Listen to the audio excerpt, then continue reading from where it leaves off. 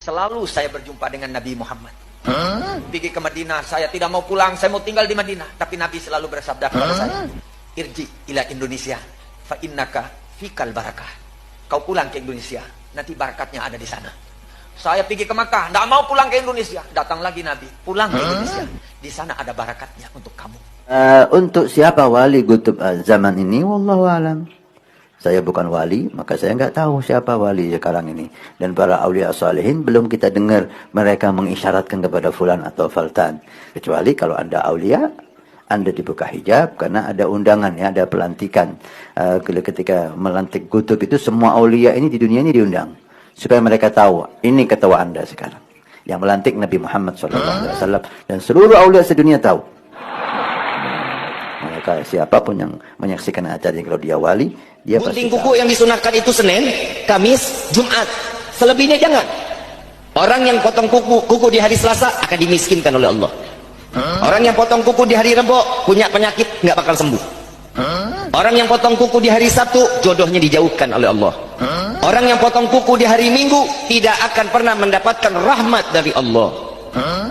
Lu potong kuku kapan lu? PA. Potong kuku Senin, Kamis. Motongnya di mana? Teras rumah.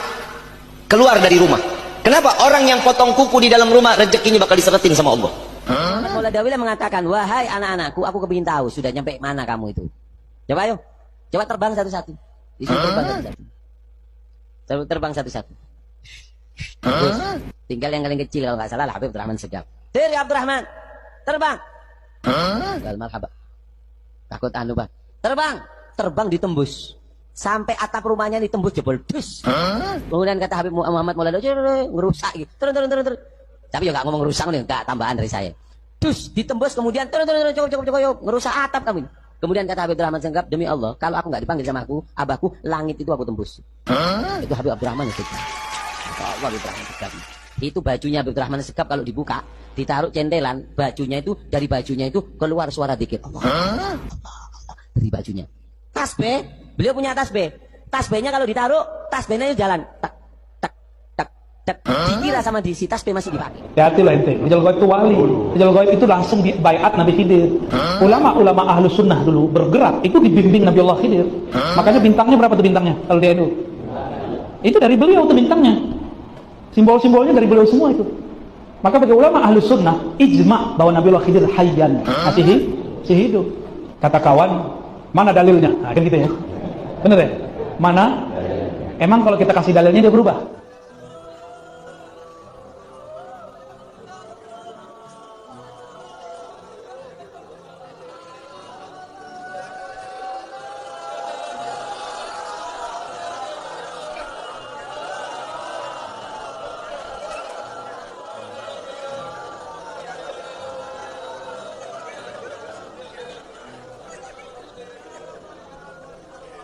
حسن مني أن أمسك عنة الكلام في هذا المقام وأقرأ السلام على سيد الأنام. السلام عليك أيها النبي ورحمة الله وبركاته. السلام عليك أيها النبي ورحمة الله وبركاته. السلام عليك أيها النبي ورحمة الله وبركاته. Tadi dikatakan oleh Guru Syirazi, orang yang pernah melihatku atau melihat orang yang pernah melihatku sampai habis nafas terakhir beliau, sampai habis nafas Imam Ali Al-Habsyi, beliau mengatakan orang seperti ini, yaitu melihatku, melihat orang yang melihatku, itu insya Allah akan berada di dalam surga. Sekarang ini tentang niat disebutkan oleh Syekh Al-Habib Umar tentang niat menghafalkan Quran. Dulu beliau mewasiatkan kepada talabatul ilm niat hafalin Al-Quran. Walaupun nggak kesampaian, seandainya meninggal dunia sedangkan dia belum selesai menghafalkan Al-Quran, belum kesampaian, maka Allah Ta'ala utus malaikat di dalam kuburannya yang ngebantu dia menghafalkan Al-Quran. Jadi ada les private ngajarin dia Al-Quran hingga dibangkit hari kiamat udah hafal Al-Quran, masuk di dalam barisannya Ahlul Quran, Ahlullah wa Khasatuh. Berapa lama kira-kira Habib Muhammad bin Idris itu menetap di Surabaya? Nah itu seperti yang saya katakan, enggak netap di Surabaya, beliau netapnya di Cirebon. Taradud di mana? Tapi dari ya, beliau cuma sering datang Surabaya, tiap 2 bulan, 3 bulan sekali datang ke Surabaya. Dan di Surabaya pun hanya sekitar seminggu 2 minggu kembali. Karena beliau sangat cinta sama Surabaya. Sangat senang sekali dengan Surabaya. Bahkan Habib Abu Bakar bin Muhammad As-Segaf kan mengatakan, Surabaya malhudun min qibali Nabi Muhammad SAW. Surabaya ini diperhatikan oleh Nabi Muhammad SAW. Yatufu bihada iman sallallahu alaihi wasallam. Rasulullah itu selalu tawaf di Surabaya. Cocok aja pas ziarah ke Madinah. Guru sekumpul. Presiden, aku presiden. Ziarah ke Madinah, maka dicium oleh Nabi Muhammad lintuhutku, lututku. Begitu kita sampai ke nisan Rasulullah, Rasulullah begini. Lihat Zaini datang begini. Umurnya bergerak, keluar. Wah, dia harap guru kah, harap Nabi kah? Jadi mencium lintuhut. Ikam kada menjalani jalan itu, ikam kada menjalani, jadi kada tahu. Kada menjalani. Kenapa di Rasulullah tidak mencium lintuhut guru sekumpul?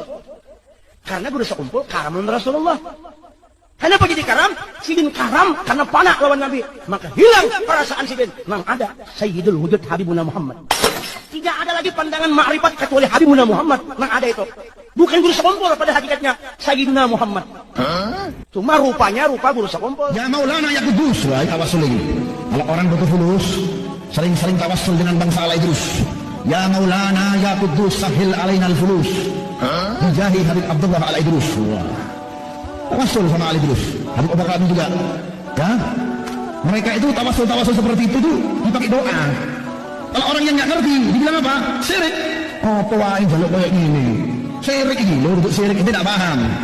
Ya, ini tawasul dengan orang soleh. Kalau kita doa langsung dikabul, tapi trending, lemot, ya lelet. Jaringannya apa? Lelet. Karena kenapa? Dosanya apa? Banyak. Tapi kalau kita tawasul dengan orang soleh, menyebut nama orang soleh, maka doa kita insya Allah tembus di lapis langit, langsung dikabulkan oleh Allah Subhanahu wa Ta'ala. Makanya kalau lagi kesusahan duit, kesusahan fulus, banyak tawasul dengan al-bangsa Ala Idrus. Ya Maulana, ya Kudus. Ayo diikuti. Ya Maulana, ya Kudus. Sahil alaina fulus. Mantap. Ummah tuan-tuan, alhamdulillah. Mudah-mudahan Bapak Zul boleh sapa dengan selamat. Dah, sehingga ulama tarim kata orang boleh sapa tarim ni wali tuan-tuan. Wali. Sehingga disebut oleh ulama tarim ta'addab bi tarim walau bikal bi tarim auliya min auliya illah. Beradablah kamu dengan anyi di kota tarim. Karena anyi itu adalah wali daripada para wali Allah Taala. Sekarang anyi pun wali bagaimana orang tuan-tuan. Nak ayat tinggi nak akhlak di kota tarim. Nah, maka karena dia menunjukkan, membuka sedikit tabir sifat Allah, sifatul hayat, dia ambil tanah, ditiup kan? Karena dia sudah jadi hayatnya Allah. Jadi hayatnya Isa itu hayatullah. Tinggal dikun kan, jadi burung. Jadi burung. Iya. Yang mati jadi hidup lagi. Saya pernah praktekin itu, Pak. Ada kucing mau mati, udah sakarat, udah gitu begini. Saya bilang, ya Allah, kalau Nabi Isa bisa digituin, masa umat Nabi Muhammad gak bisa? Saya ngerti metodologinya ya Allah, tapi saya nggak tahu prakteknya. Sekarang saya mau coba. Hidup Pak langsung.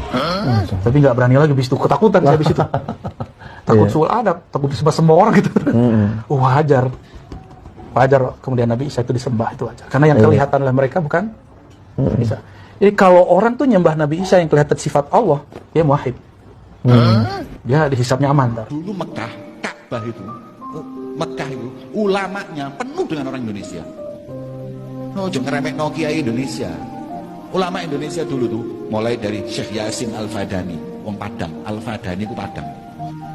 Gelarnya Musnidul Alam, yang pegang sanad hadis seluruh dunia.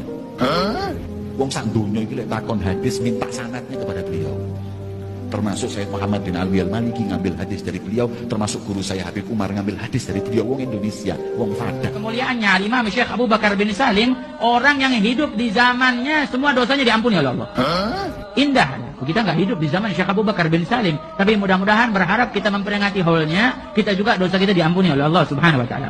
Bahkan sampai disebutkan yang hidup di zaman Syekh Abu Bakar bin Salim tidak akan dihisab oleh Allah Subhanahu wa Ta'ala. Kalau dulu Imam Ahmad Rifai ketika dia ziarah ke makam Rasulullah sallallahu alaihi wasallam disaksikan dengan 12.000 orang rombongan beliau, lantas di hadapan pusara Nabi Muhammad dia berkata, saya jauh di kampung saya, tiap hari saya hanya mengirim ruh cinta saya kepada engkau, mencium tanah ini. Sekarang jasad sudah hadir, berjumpa dengan jasad, ulurkan tanganmu agar bisa aku cium langsung. Maka itu 12.000 orang menyaksikan tangan keluar dari kuburannya Rasulullah dicium oleh Imam Ahmad Rifai radhiyallahu anhu arbah, dengan disaksikan 12.000 orang yang hadir radhiyallahu anhum ajma'in. Mereka antara mereka dengan Rasulullah nggak ada hijab. Jadi jangan tertipu dengan hal-hal yang seperti ini, berbahaya. Secara individu saya berbicara. Saya tidak bicara masalah kelompok, secara individu saya mengatakan hati-hati teman-teman dengan godaan syaitan yang seperti ini sehingga akhirnya menyesatkan kita dari jalan Allah.